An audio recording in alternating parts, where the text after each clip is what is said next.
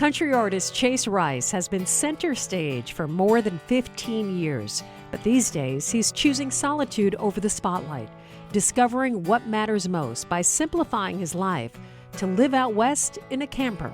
But now that I have nothing, it's like, okay, I have absolutely no bathrooms, no showers. I'm gonna go out there and figure it out. I've been bathing in rivers, just living that kind of lifestyle. I love it. You learn to live a lot more simple out there for sure doing that. With his latest album, Eldora, Chase steps into the next chapter of making music his way, giving fans a raw, live experience that strips away the polish and leaves only the truth. It's a live record, and every take is one take, zero doctored vocals. So it's very different than anything I've ever done, but it was something we discovered through the last two records. Okay, we love those, let them live where they are. Eldora is gonna be a whole different experience for people. Well, Chase has always looked to the past for inspiration, drawing on memory, family, and nostalgia to shape his music. But with one of his newest songs, he's gone deeper than ever before.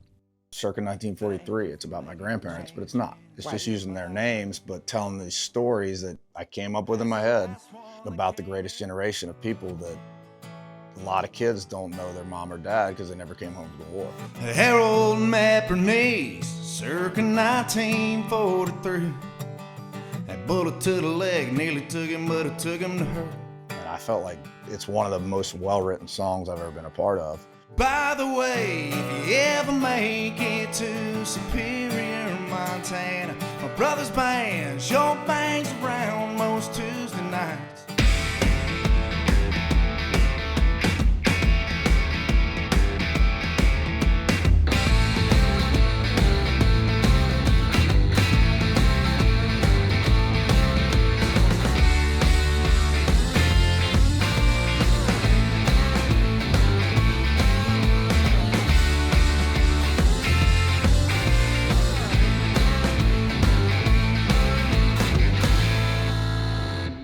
Welcome to On the Record, presented by John Deere. We're coming to you from Starstruck Studios in Nashville, Tennessee. I'm excited about this next guest, excited to talk about his new album. More than an album, it is a state of mind.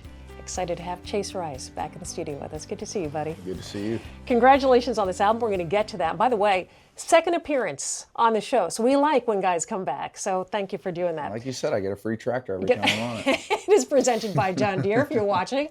So let's talk about the summer, man. You had a busy summer. Yeah, we started in Australia, and I think we're 40 shows in, or at least 40 shows in, and what are we in, August? So we got about 30-something left. It's a long year for us, but it's better that than the opposite. Absolutely. You know? When in the world do you find time to make a new album? It's a really good question. I take off from basically December till March-ish. I try to anyway. And like last year, we wrote Eldora in September after. I try to do retreats now to write, so I can have, you know, a handful of songs to pick from. Eldora is different. We'll talk about it. But I write then during the year while we're kind of closing down, and then we'll usually record in the winter. So we're getting ready to put out Eldora, and we're already going to start recording the next one. I was going to say, so you're already ahead. So these songs you've been living with for a while, right? Now fans are just getting to really live with this album. I think we did it in January or something like that last year, of this year, I guess. Then we started tour, so there's not a lot of downtime, but that's why you like it. I don't have kids or a wife or anything right now, so I'm like, might as well grind now before that happens. Absolutely. I want to talk about the start of this album, the very beginning of this album. The opening line, ever since you were 10 years old, all you ever wanted to do was saddle up on a Palomino, see how far you could go. Dreams of being a cowboy. That passion or that love and the romance of out west, were you always that way, that kid in Ormond, Florida, growing up? I always, so my grandparents would travel to pick me and my brothers up every summer in a motorhome. So I think that's what got me into that lifestyle, just going, we'd go to Texas. I don't think we went too far west, but I loved that. I loved going in the motorhome with my brothers and just playing Nintendo and stuff like that in the motorhome, going to KOAs across the country. So that got me fall in love with traveling. The start of the song was actually a place called Tweetsie Railroad. It's in the mountains of North Carolina. And that was, I remember I'd wear like Umbro shorts because we were soccer kids.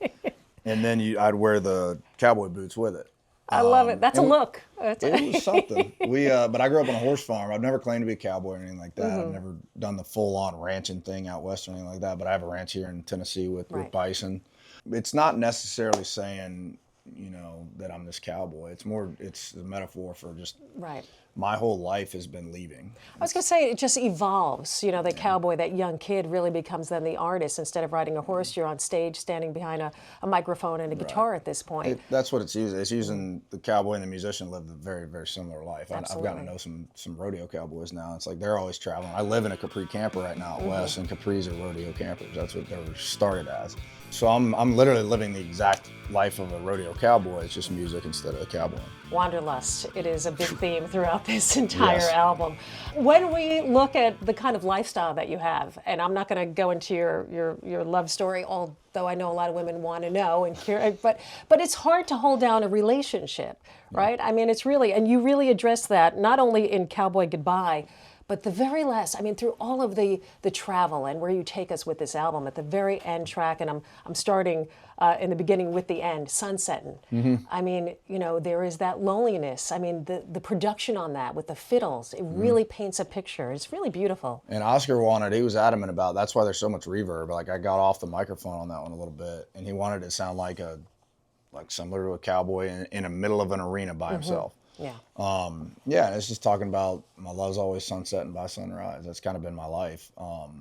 Hadn't been able to hold on to one, but I'm good with that. Like I love where I'm at in life. I love traveling. I love getting to see the world, and I do it with my dog Jack here, and we have a blast. I love going out west. I've always loved going out west for about the last 10 years, and now I'm living in my truck out west. So it's very, even when I'm not on tour, I'm going somewhere. Right. So I don't know why I have a farm here in Tennessee.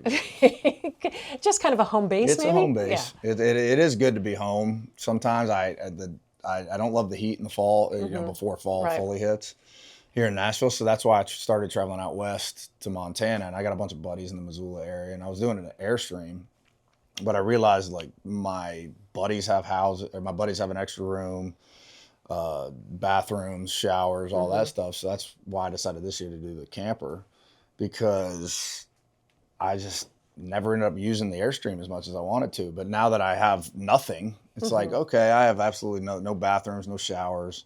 I'm going to go out there and figure it out. I've been bathing in rivers, just living that kind of lifestyle, and I love it. Yeah. Well, it's minimalist. Campgrounds, by the way, good place to stop when you have to shower. I found one in Washington State. I'd been bathing in a river the last 3 days, which is fine. It is what it is. Finally found a campground. I'm like, I got to get a real shower here. So I get the shower. I'm going in there. The lady's like, hey, just be careful in the shower. All the hot water's out. So even that was like, I couldn't even get a hot shower. But it's, you learn to live a lot more simple out there for sure doing that. Obviously you enjoy it, but is it difficult to do maybe what you have to do, or is it just as long as you have Wi-Fi, you're good? Yeah, that's the thing, is I got to keep working while I'm doing it. So I have a Starlink that if I need to sit down and get some work done, I finally do that. It definitely is more difficult, but I'd be here in Nashville for 2 days and I'd be bored. Yeah. So I go out there and I find when I meet up with the bus or fly into tour or whatever that looks like, I'm usually pretty recharged for those shows when I'm out there driving myself and traveling and seeing it all with me and the dog. Well, we're going to talk about how it definitely spurs your creativity. I want to talk more about this album, Eldora. Stay with us. A lot more here with Chase Rice. I kept seeing signs for Eldora Lodge, Eldora the town.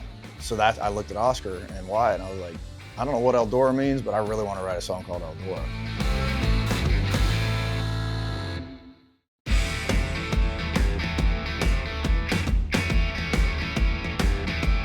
Welcome back to On the Record from Starstruck Studios on 17th Avenue in Music Row here in Nashville, Tennessee, hanging out with the incredible Chase Rice. I'm just in love with this album. Before the break, I was saying, listen, we talk a lot about you leaving and not holding down these relationships. Naming horses. It is a love song, my friend. The cowboy gets the girl, and the girl gets the cowboy. That's right. That was the first song we wrote. That was Oscar's title. First song we wrote in the cabin. I have 2 songs that I have a lot of people talk to me about that was a wedding song. Eyes on You and Forever to Go, which never got a real chance. But this is that 3.0, I would say. But it's more in the way that I grew up. I grew up on 2 horse farms, one in Florida, one in North Carolina. And it's pretty simple. You know, we're gonna sit here on these rocking chairs the rest of our lives. We're stuck together. This is you and I forever. And it just uses naming horses as the hook on that. You know, we're gonna sit here and we're gonna name horses the rest of our lives, which is, it's really cool because that's the place I'm at in my life. It hadn't happened for me yet, but I have a lot. All my buddies are getting married. Everybody's having kids. Everybody's got kids, it seems like. Listen, you already got the farm. He's already got the bison. I've built the life that everybody you could always imagine to have a family. And then you leave it. I'm just like, I don't have the family yet, which is cool. Like I said, I'm okay with that. But this is a perfect song that paints a really cool picture of what that life will look like one day. Well, what paints also a great picture, and I know your family is very instrumental in who you've become and the songs that you write. And again, I'm going to harken back to circa 1943 on this one. It's a beautiful song. You said loosely based on your grandparents, their names, right? Very Harold and loosely Bernice. based. That's the only part that's true about their story. How do you come up with that, by the way? I mean, the idea, I see you sitting in a cabin and trying to write something like that. Is it a movie that spurred that? I gotta be. I don't know what movie. I'm a huge fan of Band of Brothers, the series it's pretty old now, but I love that time in history. Not that it was a good time in history, but I think I grew up with two grandparents. One was Air Force, one was Navy. So I got to hear war stories when I was a kid. So I was always intrigued by that time in history. I've always loved those movies. I mean, it's also in a very Hollywood way, as opposed to the Band of Brothers. More mainstream would be like Pearl Harbor. Yeah. That movie. Yeah. It's got a little bit of that to it. I don't know what movie in particular inspired it or book. What'd your mom think when she heard it? So I was nervous to play it for him because it uses their parents' names and they love their parents, but it's zero history behind their actual story besides the fact that my grandpa served in World War II. But they didn't say a whole lot, which I'm just like, oh God, did I just really piss off my mom and aunt? I love it. Could you play it for us? Absolutely. Let's go ahead and do it. You're watching On the Record, Chase Rice, circa 1943.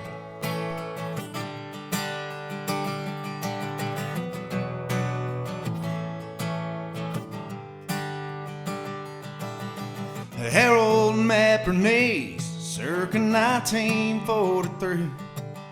That bullet to the leg nearly took him, but it took him to her. He sure smiled when he came to, looking up in the baby blues. She said, Gunny, you're lucky, it could have been a whole lot worse. The next 2 months, it was making her laugh every time she walked by. By the time it was time to send him back, they didn't want to say goodbye. So he said, by the way, if you ever make it to Superior, Montana, my brother's band sure bangs around most Tuesday nights. Bet your boots I get you to step into WC Handy. I think you love it out west, think you might never leave my side if we ever make it out of here alive.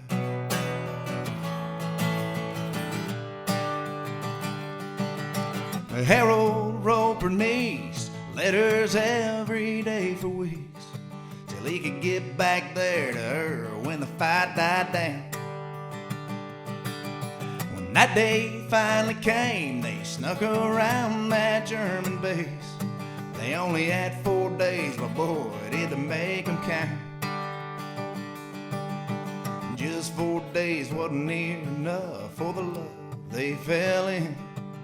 She longed to hear just the way he talked and to hear him say again, by the way, if you ever make it to Superior, Montana, my brother's band sure bangs around most Tuesday nights. Bet your boots I get you to step into WC Handy. I think you love it out west, think we might have a knot to tie if we ever make it out of here alive.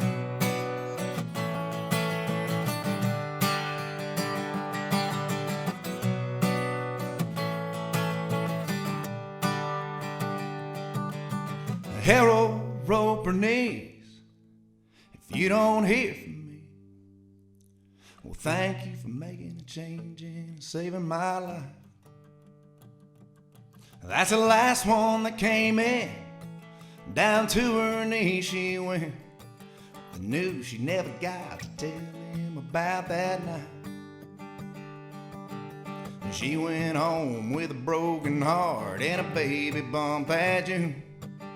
She took her time to heal her scars, but she knew what she had to do. And she said, wish you could see that we made it to Superior, Montana. Your brother's band sure sounded good last Tuesday night.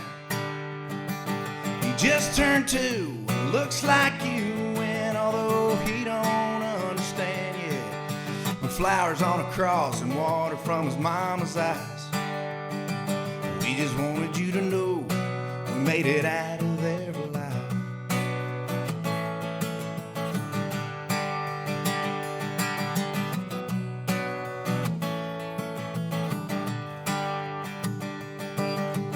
Harold met Bernice, circa 1943. That bullet to the leg nearly took him, but it took him to her. Incredible song, Chase Rice, circa 1943. Let me hold this guitar because I want to get your boy in here. Let's get him in on here. this. We keep promising that we're going to bring Jack in. Hey, Jack, come here, baby. Hey, come on up. Get up here. Hey, buddy. You know, listen, when you say that you don't have anybody in your life, you have this boy in your life. How much has he changed your world? Well, completely. He's, first of all, I have responsibility now. Like, his life is in my hands. But he's also taken me to a bunch of places that I never, ever thought I'd go, especially like duck hunting and stuff. But He's a lap dog. Oh, yeah, he's a lap dog. He's a beautiful dog. Hey, by the way, you know, you released this album, Eldora, your 40th birthday. yes. I want to tell you, you know, talk about the big 4-0, man. I mean, how is it? Life different? It feels the same. I'm in a better place in life for sure. Yeah. I'm not chasing anything, you know, especially musically or in life really. I'm just kind of, I'm listening to a lot of books on this road trip. And one of the main ones is called Letting Go. And it's just like, man, just take life as it comes, and just even thoughts that pop in your head, just like, all right, cool, and let it go. But it's just, that's where I'm at in life. And I'm just kind of just trying to, even with music, especially with music, like just write records that are you and real. And fame was never a thing that I was really trying to achieve. I'd love to have a ton of money. That'd be sick. But it's not about that. It's about John Prine's become like a hero in my music world, and I wasn't even aware of him 10 years ago. So you find your tastes are changing. You're getting exposed, evolving as an artist, and I think that happens to every artist. Right. And he said in an interview I actually saw recently, it was like, he's not writing about fads, he's writing about people. Well, thank you for the music, my friend. 40s, I don't know what's going to happen in there. Hopefully it'll get better. Well, we look forward to talking to you when we figure out what the next project is going to be and where you're going to be headed off to. Chase, always a pleasure, man. Thank you. I already for got joining. an idea for the next I, one. So. I have no doubt it is already spinning for We're sure. working on it. Always a pleasure. This has been On the Record, of course, presented by John Deere from Starstruck Studios on 17th Avenue in Nashville, Tennessee. Thanks for watching, and thanks to this man right here, Mr. Chase Rice. Eldora, the name of the album.